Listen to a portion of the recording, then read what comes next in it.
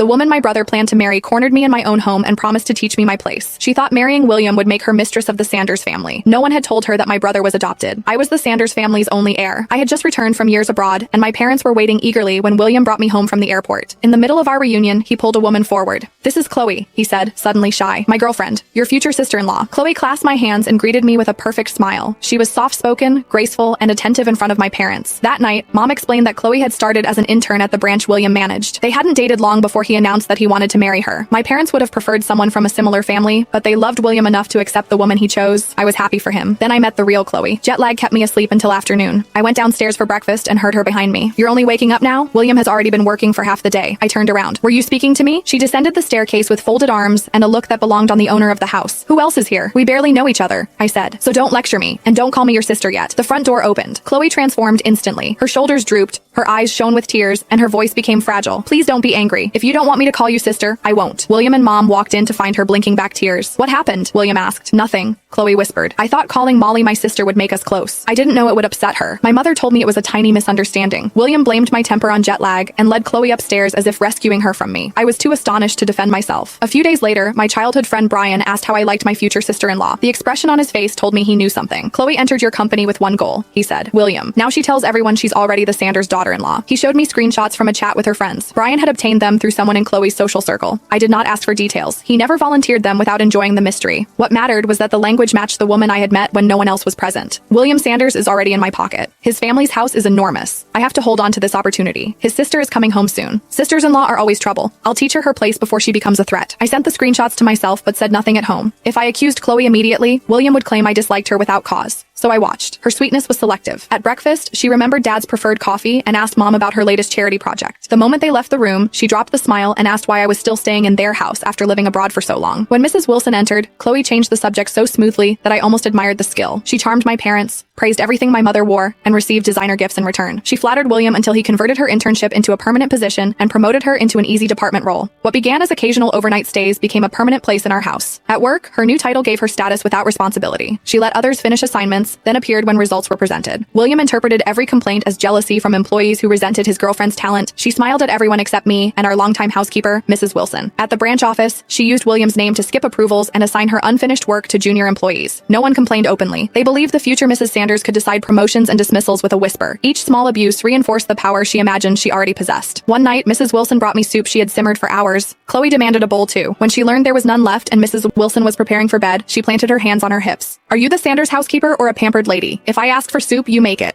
Mrs. Wilson went back to the kitchen. The following morning, Chloe served my mother tea and asked whether Mrs. Wilson had seemed tired lately. By the end of the conversation, she had made herself sound considerate and the housekeeper sound lazy. I tried warning William. "Do you actually know the person you're marrying?" He laughed and treated me like a jealous child. "Chloe loved him," he said, and he expected me to respect his future wife. When I asked how much he knew about her life before the internship, he became defensive. Chloe had told him that wealthy families always investigated poor women and that any questions would prove we looked down on her. She had turned ordinary caution into cruelty before we ever exercised it. Then she set her sights on my bedroom. "Your room has the best light," she said while William stood nearby. "When we marry, can we move into it? You'll leave after your own wedding someday. It would be a shame for such a beautiful room to sit empty." Her tone wasn't a request. It was notice. I looked at William. He said nothing. "You haven't married into this family," I said, "and you're already dividing my belongings. If William wants a marital home, he can buy one. Why are you planning to occupy mine?" Mom heard the last sentence and hurried over. "Molly, apologize." Chloe lowered her eyes, concealing a triumphant smile. "It's all right, Auntie. Molly is upset. William and I don't need to move out. We can live here and care for you when you're old." One flattering sentence erased what she had actually said. William joined in. "She was teasing you. Why take a joke so seriously?" My mother praised Chloe for being understanding and scolded me for being petty. That was her favorite trick. She provoked me in private, then performed innocence before an audience. Every time I reacted, I became the villain in a story she had written. Meanwhile, wedding plans moved forward. I began to panic, not because I feared losing my room or my inheritance,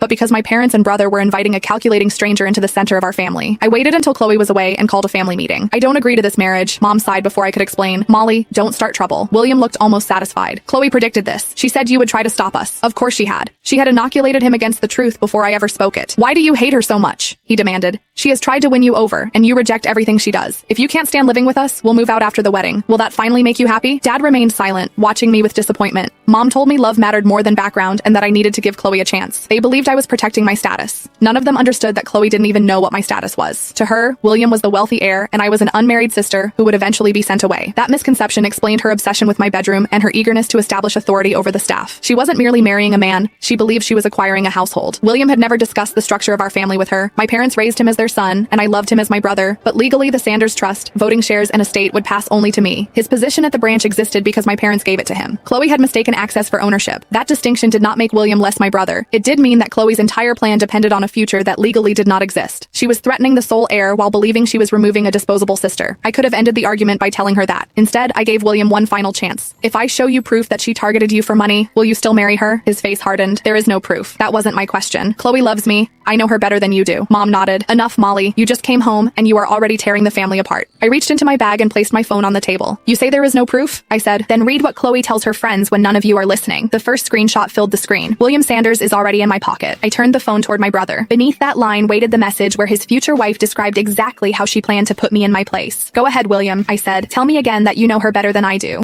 The dining room went dead silent.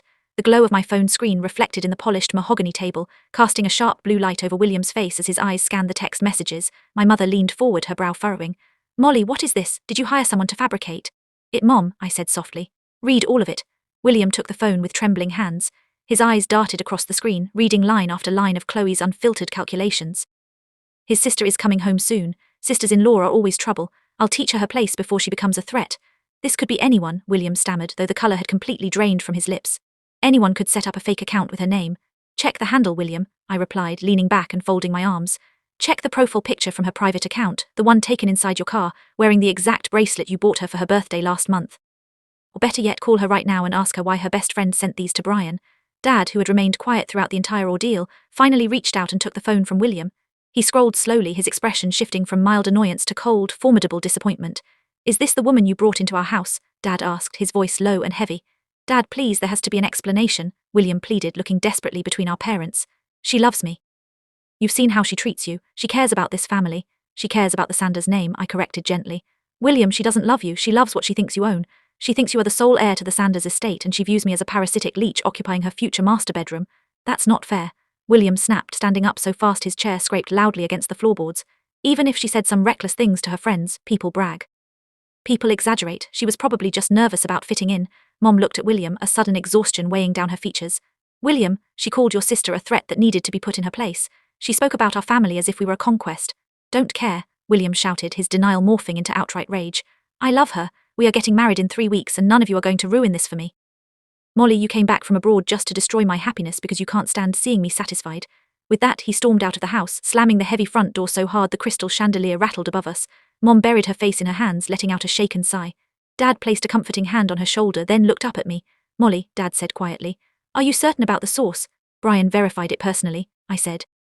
And honestly, Dad, you've seen how she acts when you turn your back. She nearly brought Mrs. Wilson to tears last night because of a bowl of soup. She's building a kingdom in her head. Stared at the closed door where William had just exited, a dark resolve settling in his eyes. Then it's time she learns who actually owns the kingdom. Over the next 2 weeks, William completely moved out of the main house and into a high-end luxury apartment downtown, taking Chloe with him. Rather than backing off, the exposure of the text messages seemed to push Chloe into overdrive. Since William refused to listen to reason, he doubled down on his grand gesture of devotion. He used his authority as branch manager to approve an unprecedented company expense account for Chloe, showering her with high-fashion wardrobe upgrades, and funding a lavish pre-wedding party at the city's most exclusive country club. I was sitting in my office at the Sanders corporate headquarters, the real center of our family business, which William rarely visited when Brian walked in, tossing a glossy invitation onto my desk. You get yours yet? Brian asked, smirking as he dropped into the armchair opposite me. I picked up the heavy cardstock. It was embossed in gold foil, an exclusive celebration of love. Future Executive Vice President William Sanders and Chloe Vance, Executive Vice President. I raised an eyebrow. William hasn't been promoted. Dad explicitly froze all executive shifts until the annual shareholder meeting next month. Well, Chloe's been telling everyone at the branch that William is taking over the entire corporate group after the wedding, Brian laughed, shaking his head. She even ordered custom business cards for herself. Chloe Vance Sanders, Director of Corporate Relations. She's already signing off on vendor contracts using his name. I set the invitation down, a cold smile touching my lips. She's digging her own grave faster than I could have ever dug it for her. You going to stop her? Brian asked. If she signs a legally binding contract under false pretenses, it could reflect badly on the Sanders brand. If we handle it properly, I replied, pulling up a financial ledger on my monitor. Brian, William has been drawing heavily from the branch's contingency fund to finance this apartment and her shopping sprees. He thinks because he's a Sanders, the accountants won't question it. Will they? They haven't yet because they assume Dad authorized it, I said, leaning forward. Which means William has overstepped his actual authority by roughly $2 million. He's gambling everything on the assumption that Dad will just cover his tracks to save face. Will your father cover for him? Brian inquired softly. My father loved William enough to give him a company to manage, I said, staring at the screen. But my father loves the truth more. It's time to invite Chloe to her grand performance. The night of the engagement gala arrived. The grand ballroom at the Grand Imperial Hotel was flooded with upper-crust socialites, board members, and prominent figures from the business district.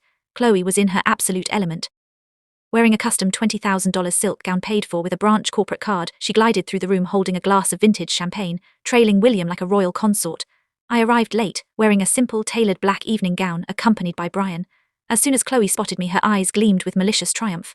She whispered something to William, who looked visibly uncomfortable, but she dragged him by the arm straight toward me. Molly. Chloe called out, her voice dripping with artificial warmth loud enough to draw the attention of a nearby group of investors. I'm so thrilled you could make it. I was worried you'd feel out of place among William's high-profile colleagues. I wouldn't miss it for the world, Chloe, I said smoothly. It's quite a spectacle. Chloe leaned in, reducing her voice to a sharp whisper meant only for my ears, while maintaining a dazzling smile for the surrounding crowd. I told you I'd teach you your place, darling, she hissed softly. Look around, all of these people are here for us. William is the future of Sanders Enterprises, and once we're married, I will make sure your monthly allowance is kept nice and modest. You really shouldn't have tried to come between us with those fake screenshots. William looked away, refusing to meet my eyes. He looked stressed, dark circles hanging under his eyes, no doubt realizing the staggering debts he was accumulating to maintain Chloe's fantasy. Are you sure you want to do this here, Chloe? I asked, keeping my voice entirely even. You still have time to walk away with whatever dignity you have left. Chloe let out a delicate, mocking laugh. Walk away from all of this? You're pathetic, Molly. You're just a bitter, unmarried daughter afraid of losing her daddy's money to the real mistress of the house. Before I could answer, the room's ambient chatter quieted down. My father had just stepped onto the elevated stage at the front of the ballroom, holding a microphone. Chloe's eyes lit up. Ah, look, your father is about to make the official announcement of William's promotion. Watch and learn, Molly. She grabbed William's arm tightly and pulled him toward the front of the stage, standing right in the spotlight. Good evening, everyone, Dad's voice echoed through the high-end speakers. Thank you for joining us tonight to celebrate my son, William, and his fiancée, Chloe. Chloe beamed, taking a graceful half-step forward and waving lightly to the crowd as if she were already royalty receiving a crowd's devotion. As many of you know, Dad continued, his tone calm and deliberate, Sanders Enterprises has always been built on trust, integrity, and clear accountability. Over the past few weeks, there have been many rumors circulating regarding the future leadership of our company. William stiffened slightly. Chloe's smile wavered for a split second, though she quickly recovered. I think it is important to clarify a few operational matters publicly to avoid any confusion moving forward, Dad said, looking directly at William and Chloe. First, regarding the branch office currently managed by William. Effective as of 5 p.m. today, an emergency audit has been initiated due to unauthorized capital drawdowns exceeding $2 million. Gasping rippled through the room. Chloe's head snapped toward William. What is he talking about? She whispered harshly through her teeth. William, what is he saying? Dad, stop. William started, stepping toward the stage, his face pale as chalk. Second, Dad interrupted smoothly, his voice dropping into a register of ironclad authority. There have been claims made to vendors, board members, and staff that William is the legal heir to the Sanders family estate and Sanders Enterprises. Dad paused, letting the silence stretch until you could hear a pin drop in the massive ballroom. The record, William was adopted into our family with all the love and warmth a son could ever receive, Dad said, his eyes softening briefly with sadness before hardening again. However, the legal structure of the Sanders Family Trust, the voting shares of Sanders Enterprises, and all principal assets are, and have always been exclusively tied to our biological daughter and sole heir, Molly Sanders. A collective gasp echoed across the grand hall. Chloe froze. The colour drained from her face so fast she looked as though she might faint. Her eyes widened in utter horror as she turned to stare at me, standing calmly near the back of the room. What? Chloe whispered, her voice cracking. What did he just say? She's the heir. Chloe turned on William, her delicate, innocent facade shattering instantly into hysterical fury. She's the heir. You told me you owned the company. You told me this entire estate was yours. Chloe, please, keep your voice down. William tried to touch her arm, but she slapped his hand away violently. Touch me, she shrieked, completely forgetting where she was. The surrounding guests pulled out their phones, video cameras flashing in the dimly lit ballroom. You lied to me, you're just an employee, you're an adopted nobody. Chloe, William gasped, stunned by the absolute venom in her voice. I love you, I thought we were building a life together. Life on what? An audited branch manager salary. Chloe yelled, her voice echoing off the high ceilings. I spent 3 weeks putting up with your boring family, catering to your mother, dealing with your insufferable sister, all because I thought you were taking over the enterprise. My mother walked over, standing beside Dad as he stepped down from the stage. She looked at Chloe with profound disgust, her former affection completely eradicated. "So this was the sweet girl who wanted to care for us when we grew old," Mom said quietly, her voice full of sorrow and disdain. "You are an appalling human being." I stepped forward, walking slowly until I was standing right in front of the trembling, furious woman. "You came into my home, Chloe," I said, my voice cutting cleanly through the murmur of the crowd. "You threatened me. You humiliated our housekeeper.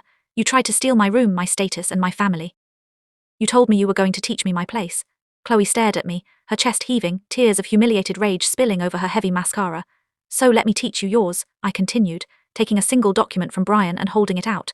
"This is an immediate termination notice from Sanders Enterprises for breach of fiduciary duty, embezzlement of company funds, and fraud. The police are waiting in the lobby to question you regarding the fraudulent contracts you signed in William's name." "You can't do this," Chloe screamed, stepping back as 2 security guards stepped into the ballroom, flanked by uniformed police officers. "William, tell them to stop." William stood rooted to the spot, looking at the woman he had fought his family for. The scales had finally fallen from his eyes, leaving him looking broken and hollow. "I can't help you, Chloe," William said, his voice barely a whisper.